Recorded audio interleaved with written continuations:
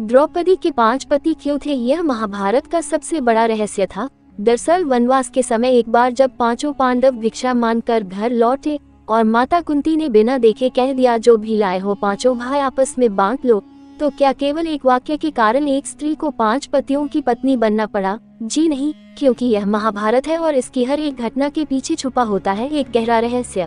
आज हम आपको इस वीडियो के माध्यम से एक ऐसा रहस्य बताएंगे जिसे अब तक दुनिया से छिपाया गया था। और अगर इसी प्रकार के महाभारत के और रहस्य जानना चाहते हैं तो वीडियो को लाइक करके चैनल को सब्सक्राइब अवश्य करें, ताकि आप हमारी हर नई वीडियो से जुड़े रहें। तो चलिए जानते हैं। एक बार एक भव्य सभा हुई, उसमें सैकड़ों राजा और उनके झुके हुए मुकुट के साथ स्तब्ध वीरता थी। तभी वहां प्रवेश करती है एक स्त्री, जिसके सौंदर्य को देखकर अग्नि भी शांत हो जाए और जिसकी दृष्टि के तेज से देवताओं की भी आंखें झुक जाए। उसका नाम था द्रौपदी, पर वो कोई साधारण स्त्री नहीं थी। उसने किसी माँ की कोख से जन्म नहीं लिया था, वो अग्नि के कुंड की ज्वाला से जन्मी थी। एक बार राजा द्रुपद ने एक यज्ञ करवाया था गुरु द्रोणाचार्य से बदला लेने के लिए। तब उसी यज्ञ से उत्पन्न हुई थी द्रौपदी और उसका भाई धृष्टद्युम्न। लेकिन फिर भी मन में एक सवाल उठता है कि जिस युग में स्त्री का एक पति होता था, उस युग में द्रौपदी के 5 पति क्यों हुए?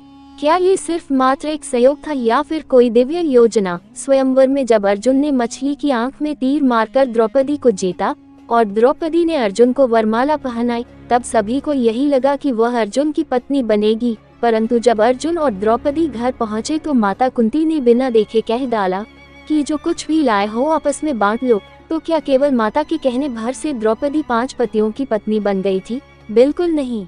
ग्रंथ विष्णु पुराण और नारद पुराण के अनुसार यह कथा मिलती है कि द्रौपदी ने अपने पूर्व जन्म में भगवान शिव की कठोर तपस्या की थी।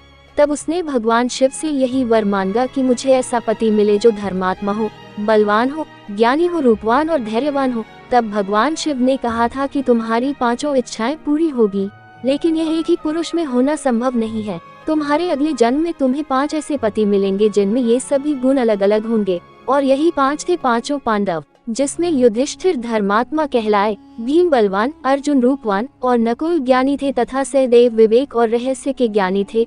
तब द्रौपदी को 5 पति इसी कारण मिले, जो केवल उसका भाग्य नहीं था, ये था उसका तप, उसका वरदान और उसकी नियति। लेकिन एक सवाल फिर भी बना रहता है कि अगर यह पूर्व जन्म का ही फल था, तो फिर द्रौपदी ने अग्नि के कुंड से जन्म क्यों लिया? महाभारत कहती है कि धृष्टद्युम्न और द्रौपदी का जन्म एक विशेष उद्देश्य से हुआ था, जिसमें धृष्टद्युम्न का उद्देश्य था द्रोणाचार्य का वध करना और द्रौपदी का उद्देश्य था अधर्म का नाश और धर्म की पुनः स्थापना।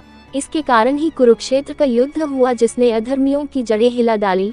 द्रौपदी सिर्फ एक स्त्री नहीं थी, वह एक ज्वाला थी जिसने अधर्म की चिता जलाई थी। उसके 5 पति होना कोई सामाजिक व्यवस्था नहीं, बल्कि एक आध्यात्मिक उत्तर था, जो केवल वही समझ सकता है जो शास्त्रों की गहराई में उतर सके। तो अब आप लोग कमेंट करके बताइए कि द्रौपदी के 5 पति होना क्या मात्र एक संयोग था या फिर कोई दिव्य रहस्य? धन्यवाद। जय श्री कृष्ण।